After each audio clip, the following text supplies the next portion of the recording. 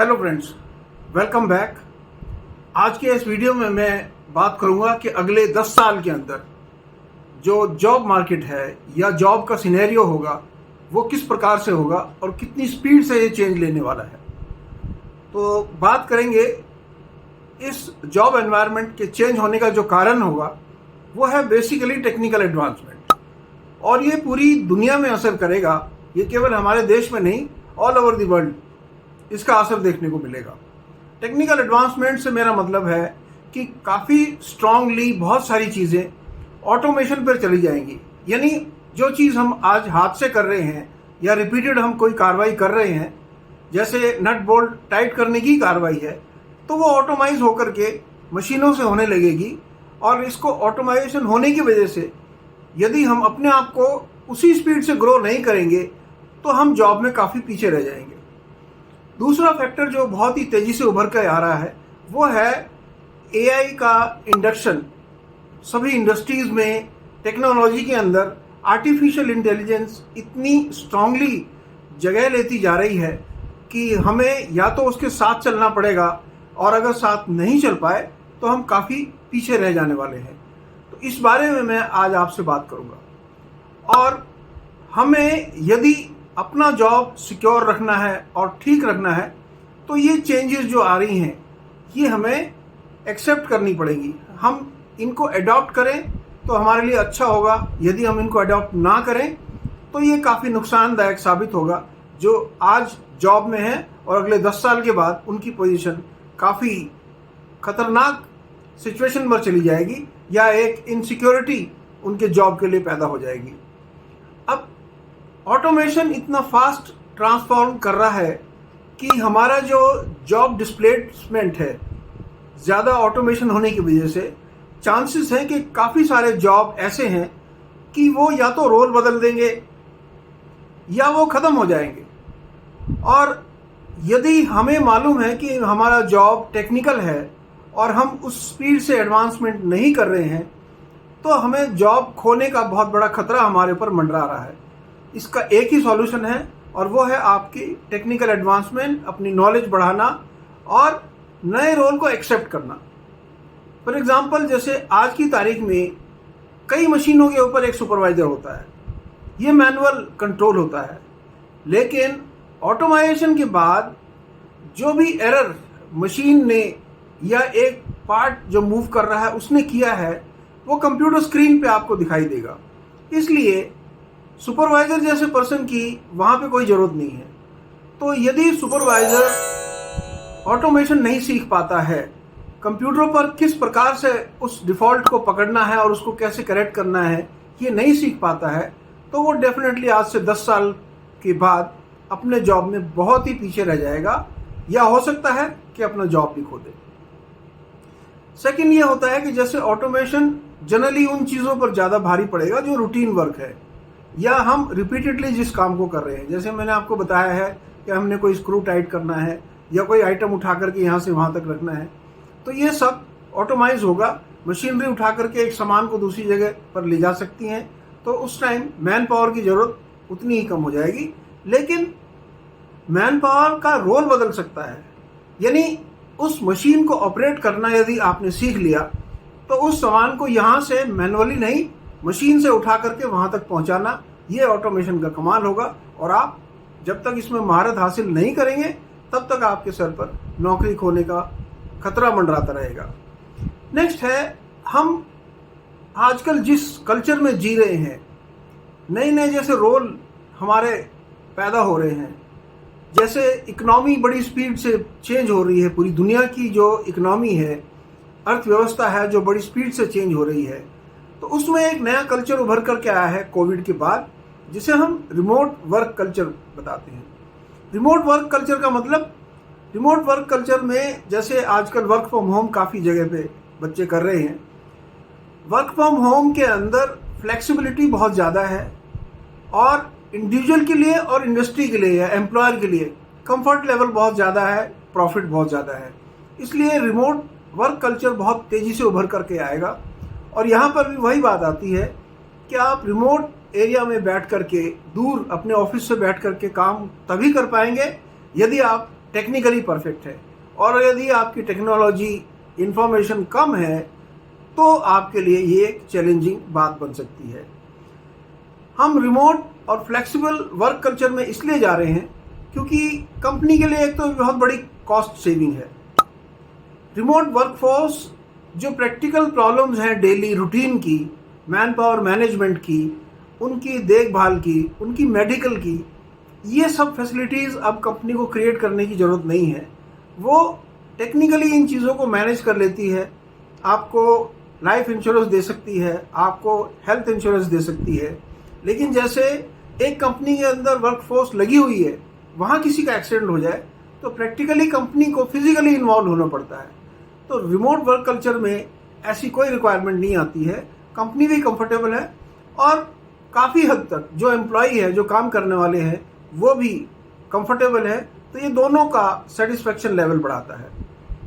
फिर ये जो रिमोट वर्क कल्चर है, इससे हमारी जो ग्रोथ है वो ज़्यादा हो सकती है।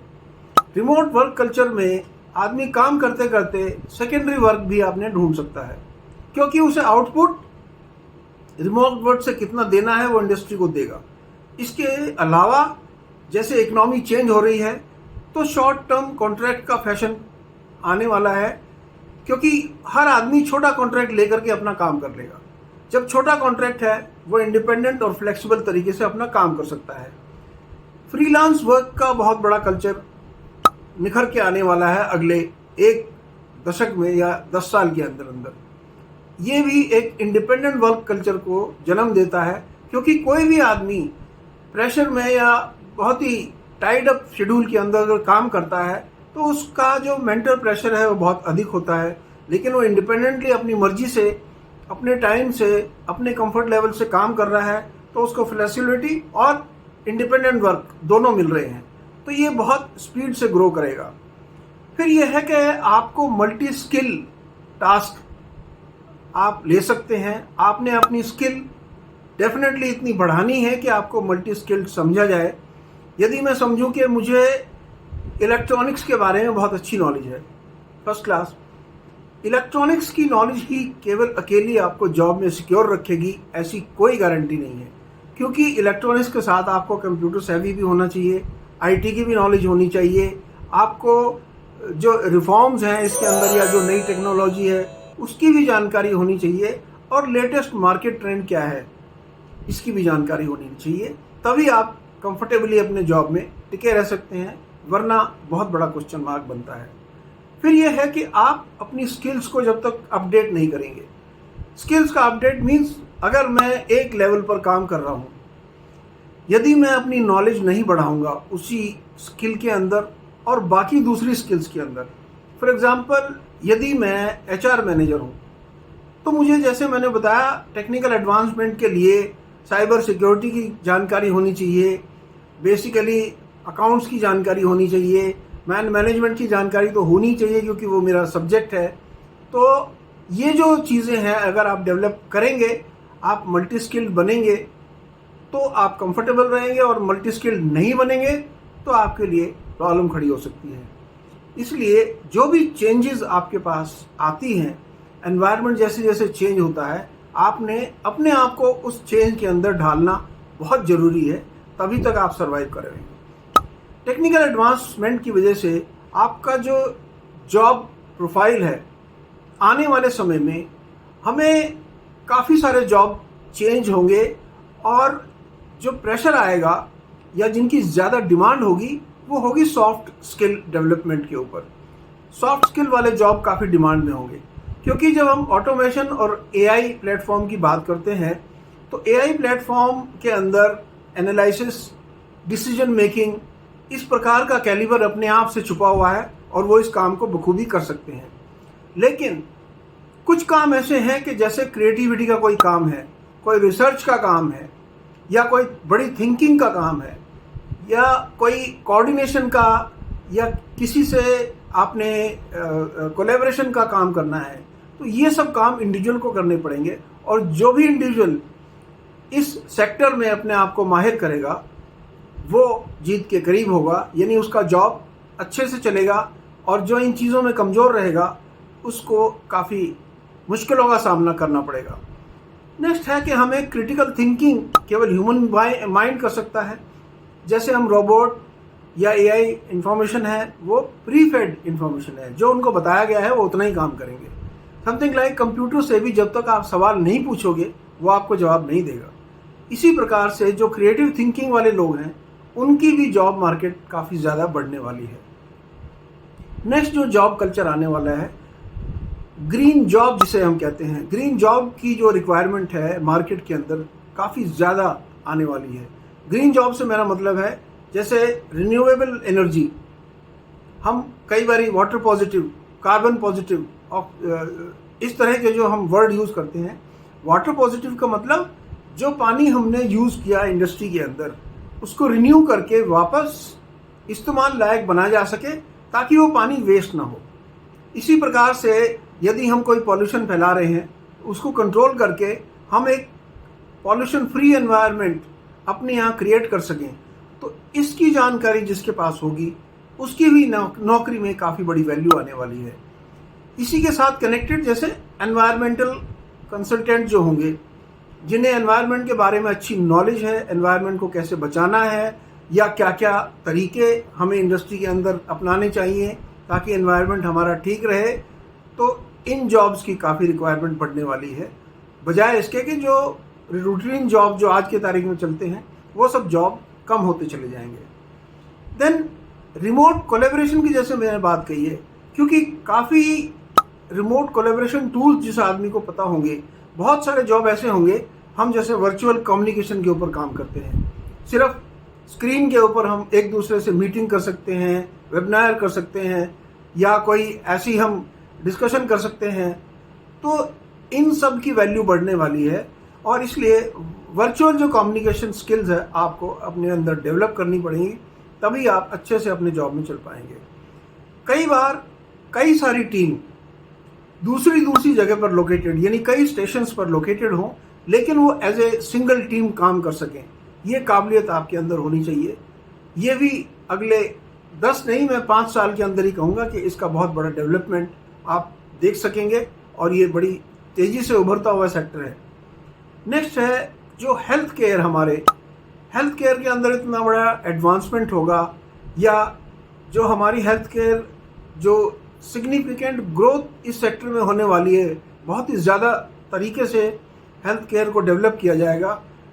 ये खास तौर से उन लोगों के लिए है और ये कारण इसलिए है क्योंकि काफ़ी सारी पॉपुलेशन सीनियर एज में आ जाएगी। एजिंग पॉपुलेशन की वजह से हेल्थ केयर एक मेन सेक्टर होगा जहाँ से कि काफ़ी जो इसकी नॉलेज रखते हैं वो अच्छा जॉब भी पा सकते हैं, जॉब स्टेबिलिटी भी पा सकते हैं। इसलिए मेडिकल रिसर्च अपनी बहुत अच्छी जगह लेने वाली है आने वाले 10 सालों के अंदर।